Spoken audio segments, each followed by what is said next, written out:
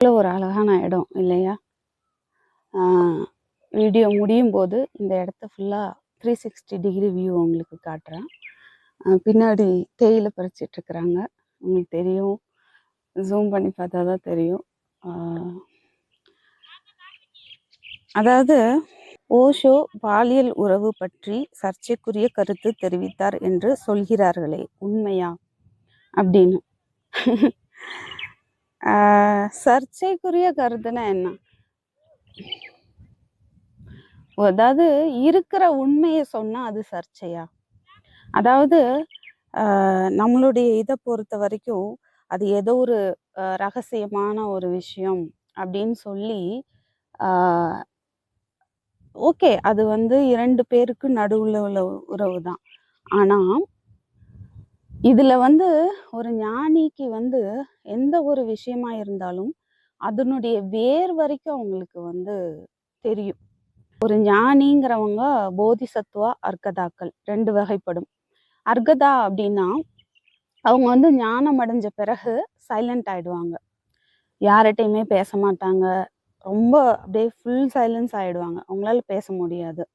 But மக்கா பாபா அவர் வந்து ஓஷோ கிட்ட கேட்டுக்கிட்டதன் பேர்ல அவரு ஞானம் அடைஞ்சதுக்கு அப்புறம் நீ வந்து கண்டிப்பா பேசி ஆகணும், என்ன மாதிரி அமைதியா இருந்துடக்கூடாதுன்னு சொன்னது கேட்டுக்கிட்டதன் படி ஓஷோ வந்து பேச ஆரம்பிக்கிறாரு. ஆனா ஞான நிலை அடைஞ்சிட்டு பேசுறதுங்கிறது ரொம்ப கஷ்டமான விஷயம்தான்.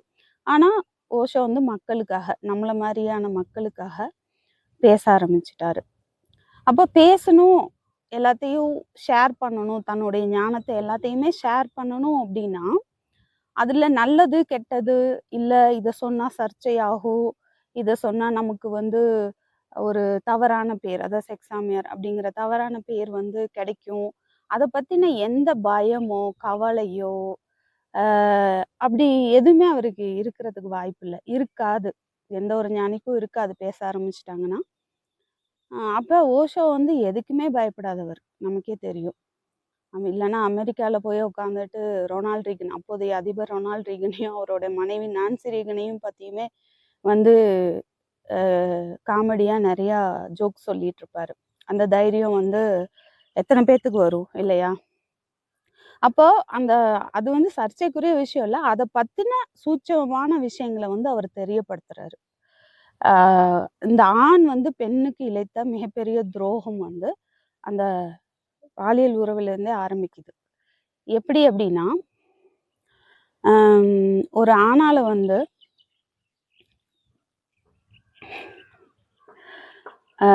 ஒரு பெண்ணையே வந்து முழுசா திருப்திப்படுத்துகிற அளவுக்கு அவனுக்கு வந்து அந்த ஒரு அமைதியோ பொறுமையோ கிடையாது. அப்படி இருக்கும்போது ஆனால் பெண்ணுக்கு வந்து பல ஆர்கசம்ஸ் வரும். இப்போ சயின்டிஃபிக்காகவும் அது அப்போவே ப்ரூஃப் பண்ணியிருக்காங்க. அதுதான் ஓஷோ சொல்கிறாரு. அதாவது ஒரு பெண்ணை வந்து திருப்திப்படுத்த அவன் மேலே மிகப்பெரிய அன்பும் பொறுமையும் வேணும் ஒரு ஆணுக்கு. ஆனால் ஆணுக்கு அது சுத்தமாக கிடையாது. அதனால அவன் மைண்டு வந்து தந்திரத்தால் என்ன பண்ணுது, அந்த தாம்பத்திய உறவில் வந்து ஆசைப்படுறவ, இல்லை அதுக்கு வந்து அவளுடைய தேவைகளை கேட்குறவ, அவள் எதிர்பார்க்கிறவ வந்து நல்ல பெண்ணாக இருக்கிறதுக்கு வாய்ப்பு இல்லைங்கிற மாதிரியான ஒரு பிம்பத்தை வந்து உருவாக்கிட்டாங்க. அப்போது அதனால் என்ன ஆகுதுன்னா, அவர் என்ன சொல்கிறாருன்னா, பெண்ணுக்கு கிடைக்க வேண்டிய இயற்கையில் எல்லாருக்கும் கிடைக்க, எல்லா பெண்களுக்கும் கிடைக்க வேண்டிய அவளுக்கு உரிமை உள்ள அந்த ஒரு விஷயமே அவளுக்கு மறுக்கப்பட்டு வருது. கல்யாணம் பண்ணி வைக்கிறாங்க, ஆனால் எத்தனை பெண்கள் வந்து அந்த தாம்பத்திய வாழ்க்கையை முழுமையாக வாழ்ந்தாங்க இல்லையா? அவங்களுக்கு அது என்னன்னு தெரியறதுக்கு முன்னாடியே குழந்தைங்க பெற்றுக்கிறாங்க. குழந்தை பெற்றுக்கிறதுக்கும் அந்த உறவுல முழுமையாக திருப்தி அடைகிறதுக்கும் சம்மந்தம் கிடையாது. இதை தான் ஓஷோ சொல்கிறாரு. அப்போது அதை பற்றின ஒரு அவேர்னஸை வந்து கொடுக்குறாரு. இந்த பெண்ணை வந்து காலங்காலமாக இந்த சமுதாயம் எந்த அளவுக்கு வந்து அவளை வந்து அடிமைப்படுத்தி வச்சிருக்கு, ஒரு சாதாரண எல்லாத்துக்கும் உள்ள ஒரு பிறப்புரிமையான அந்த விஷயம் கூட அவளுக்கு வந்து மறுக்கப்பட்டு வருது பல 1000 வருஷங்களா. ஸோ அதனால தான் வந்து வயது ஆக ஆக என்ன ஆகுதுன்னா, அவளுக்கு வந்து ஒரு ஒரு அந்த இதை முழுமையாக அனுபவிக்காதனால அவளுடைய உடல் அவளே அறியாமல் அன்கான்சியஸாக அவகிட்ட ஒரு ஒரு பத்திரகாளி மாதிரி ஒரு ஆயிடுவான். நான் ஒரு உதாரணத்துக்கு தான் பத்திரகாளின்னு சொன்னேன், அதை எந்த வார்த்தையில் குறிப்பிடுறதுன்னு எனக்கு தெரியல. இன்னும் சொல்லப்போனால் அதை பற்றி ரொம்ப ஆழமாக சொல்கிறாரு.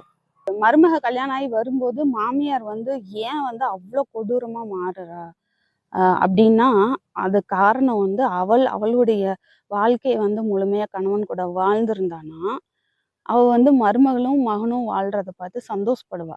அப்படி இல்ல மருமகளுக்கிட்ட எந்நேரமும் பிரச்சனை பண்ணிட்டு இருக்கான்னா என்ன காரணம்னா அவளுடைய அந்த வாழ்க்கையை முழுமை பெறாம இருக்கிறதுனாலதான் அப்படின்னு சொல்றாரு. ஸோ இது மாதிரி இதை பேசணும், இது பெரிய டாபிக், இதை பேசணும்னா நிறைய பேசிட்டே இருக்கலாம்.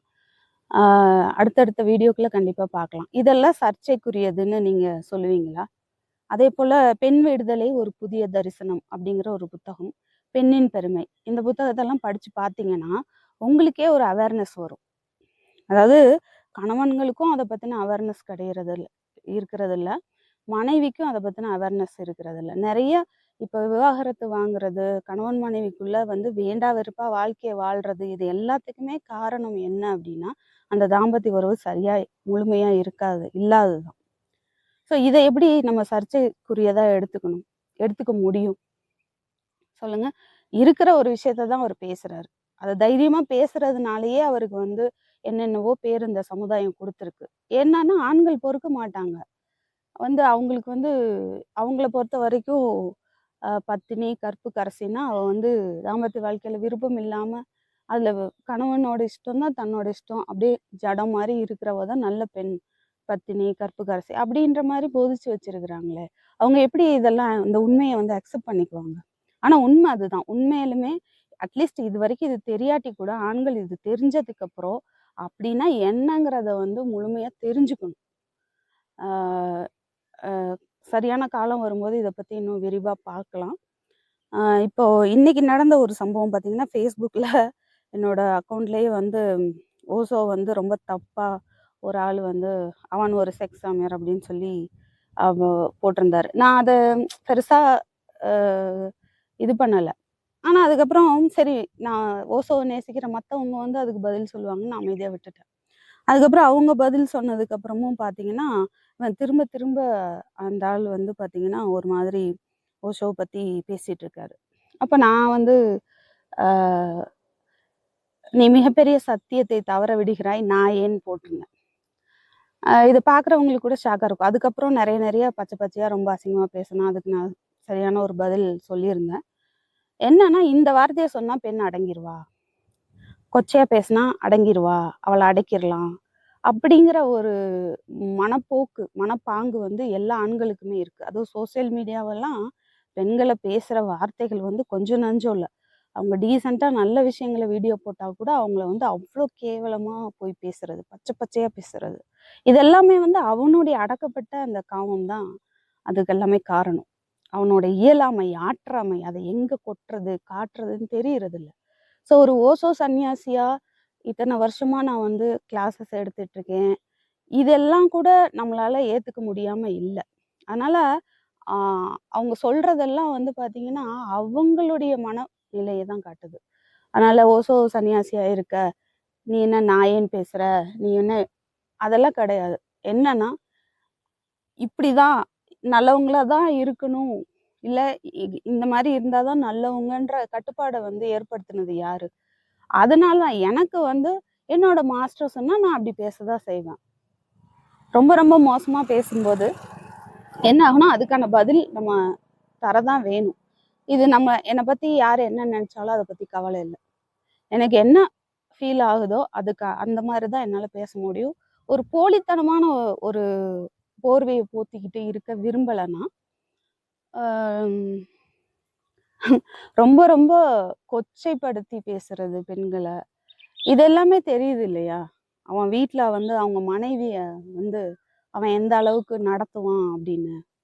அந்த மனைவியை மதிக்கிறவன் முதல்ல தாயை மதிக்கிறவன் மனைவியை மதிப்பான், மனைவியை மதிக்கிறவன் மகளை மதிப்பான், தன் வீட்டு பெண்களை மதிக்கிறவன் ஊர்ல இருக்க எல்லா பெண்களையும் மதிப்பான். அப்போ ஊர்ல இருக்க பெண்களை அவ்வளவு கேவலமா பேசுறான் ஒருத்தன் அப்படின்னா அவன் வீட்டு பெண்களையும் அப்படிதான் நடத்துவான்னு அர்த்தம். ஸோ இது குறித்து இன்னும் மேலும் நிறைய வீடியோஸ் பண்ணலாம். ஸோ ஓசோ சொன்னது அவங்க கேட்ட கேள்விக்கு பதில் கிடைச்சிருக்கும்னு நம்புறேன். ஸோ இதெல்லாம் சர்ச்சைக்குரியதா அப்படின்னு நீங்க தான் முடிவு பண்ணணும். ஓசோ சொன்ன இந்த விஷயங்கள் எல்லாம் வந்து சர்ச்சைக்குரியதான்னு நீங்களே முடிவு பண்ணிக்கோங்க. பெண்ணுக்கு வந்து அந்த பாலியல் உரிமை கூட மறுக்கப்படுது. நீங்க மற்ற உரிமையெல்லாம் அப்புறம். வீட்டில் கணவன்கிட்ட கிடைக்க வேண்டிய அந்த விஷயமே கிடைக்கிறது இல்லைங்கும் போது மற்றதை பற்றியெல்லாம் நம்ம பேசுறது அடுத்த கட்டம்.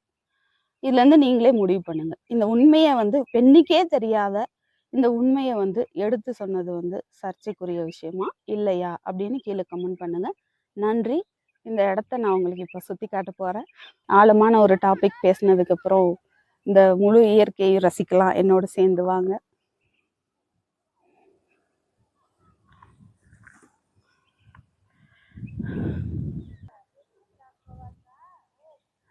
தேயிலை பறிச்சிட்டு இருக்காங்க, உங்களுக்கு தெரியும்னு நினைக்கிறேன்.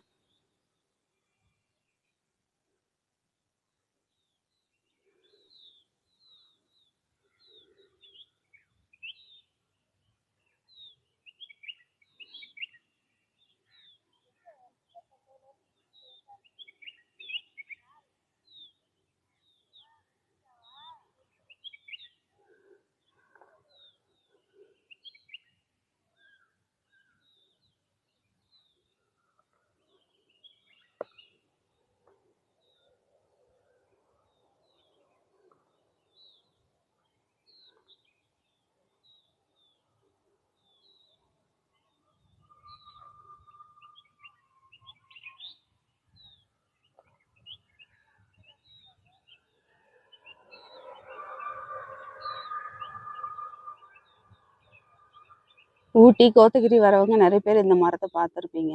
பர்பிள் கலர்ல ஃபுல்லா பூவா இருக்கும்.